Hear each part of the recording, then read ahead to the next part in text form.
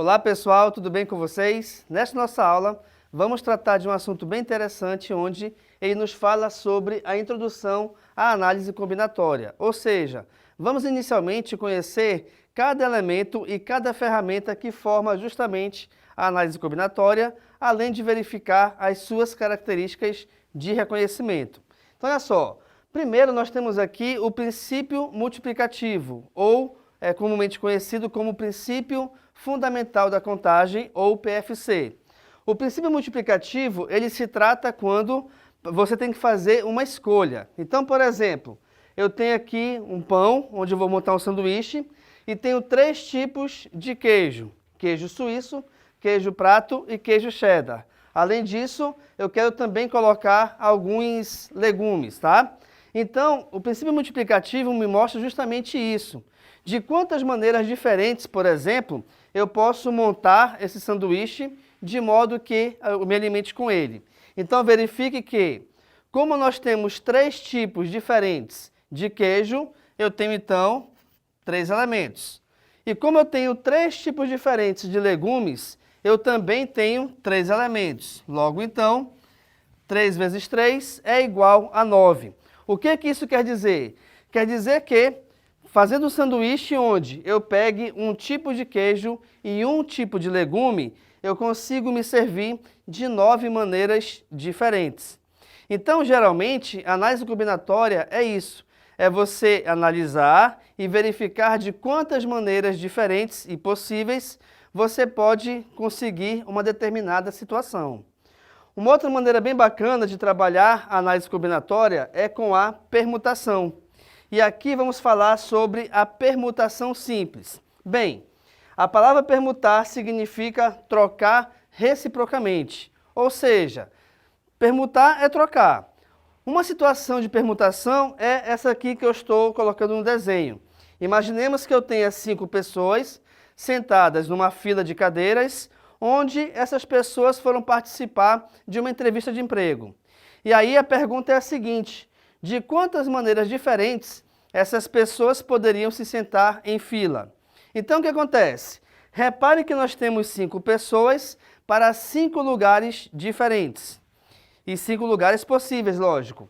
Então, se a gente fizer uma troca, nenhuma pessoa delas vai ficar em pé e também não vou ter nenhuma cadeira vazia. Então, quando essa quantidade ela é igual, a gente trabalha a permutação. Uma outra possibilidade é a permutação com repetição, onde a ideia é basicamente igual à permutação simples. A diferença é que a gente vai ter repetição.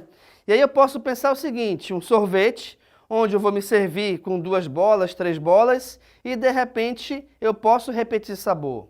Então aí é a permutação com repetição. Também temos a permutação circular. Atenção, eu coloquei aqui no desenho, imaginando aqui um círculo ou uma mesa circular, onde nessa mesa estão sentadas 4 pessoas. E aí, essas 4 pessoas, elas podem trocar de lugares entre si, logicamente, dentro da mesma mesa. Mas o que vai acontecer? Por mais que eu tenha colocado uma mesa circular aqui, e o nome da permutação também seja circular, nada impede de essa mesma ideia de resolvermos uma permutação circular, ela seja aplicada a uma mesa quadrada ou retangular também, tá? É só para que você tenha ideia o seguinte, que essas pessoas ou quaisquer elementos, eles ficam trocando de lugar em torno de algum objeto, ok? Quando acontece isso, aqui no caso a gente trabalha com a permutação circular. E o modo de calcular a quantidade de possibilidades em que essas pessoas podem se sentar em lugares diferentes é determinado pelo fatorial de n-1, onde o valor de n é justamente a quantidade de pessoas. Aqui vamos falar agora sobre arranjo. Arranjo é quando a ordem importar, ou seja, quando a ordem importar, usamos arranjos. Que ordem? A ordem de disposição dos elementos. Vamos supor que eu tenho aqui uma competição de atletismo, por exemplo, certo? Então aqui eu vou ter o primeiro colocado, o segundo colocado e o terceiro colocado. Vamos supor então a seguinte situação: eu tenho 8 competidores numa competição de atletismo e eu quero saber de quantas maneiras diferentes elas poderão formar o pódio, onde o pódio é justamente essa escadinha onde elas ficam em cima dela. E aí, nesse caso, o que acontece? Por que a gente trabalha com arranjo? Porque, por exemplo, se esse carinha aqui foi o campeão e esse outro aqui foi o segundo colocado, se eles trocarem de lugar, automaticamente o pódio também mudou de situação, mudou o seu contexto geral. Por quê? Porque agora o campeão é outra pessoa e não a que estava aqui anteriormente. Então perceba que quando a gente troca elementos de lugar, o contexto geral ele muda. Deixa eu te mostrar uma outra situação também. Vamos supor que eu tenho o número 123, ou seja, esse número é formado pelos algarismos 1, 2 e 3 nessa ordem. Mas se de repente eu pegar os mesmos algarismos, mas trocar a sua ordem, por exemplo, eu vou pegar agora o número 321. Repare que desse número para o de baixo, eu não mudei os seus algarismos, continuam sendo os mesmos. Então quer dizer, aqui eu usei o algarismo 1, 2 e 3, 1, 2 e 3. Mas, se nós analisarmos aqui o contexto geral, o número de cima vale 123. O número de baixo vale 321. É o mesmo número? Não. Por quê? Porque eu troquei a ordem dos elementos e com essa troca, automaticamente, nós também mudamos o contexto geral da coisa. Então, quando existe essa troca de elementos dentro de uma situação onde essa troca ela influencia no contexto geral, aqui a gente trata de arranjo. E, finalmente, vamos conversar aqui sobre combinação simples.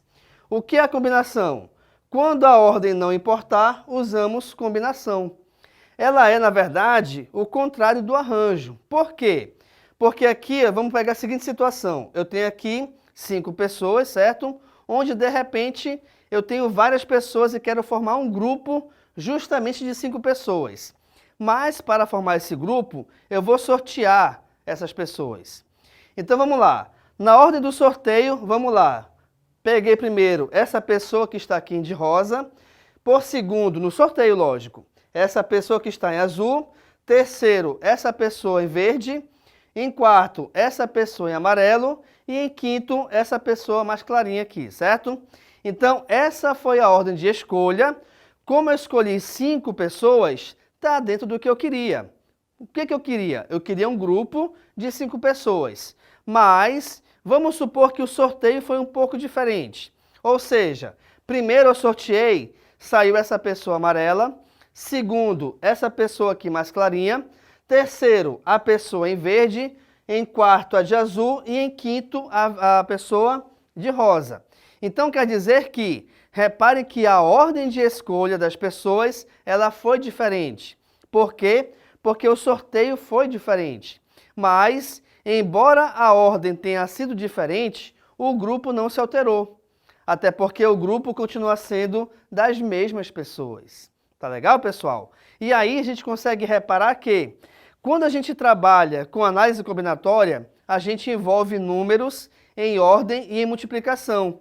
E em algumas situações a gente vai utilizar aqui o nosso triângulo de Pascal, onde esse triângulo de Pascal, reparem que nós começamos do número 1 e a partir dele eu tenho sempre a soma de um número com anterior a ele para descobrir o próximo. Como assim? Reparem que aqui eu tenho 1, depois 1 e 1. Na próxima linha, olha só, 1 mais 1 é 2, que vai dar aqui o próximo, 1 mais ninguém é 1. E assim a gente vai seguindo e achando sempre os próximos, tá? Esse triângulo de Pascal, ele será muito útil em situações que envolvam também a análise combinatória. Então, nessa aula nós trabalhamos aqui justamente a introdução à análise combinatória, onde nós conhecemos cada uma das ferramentas que compõem o seu conhecimento. Sendo assim, então, muito obrigado pela atenção, fique à vontade para tirar foto do quadro e tchau!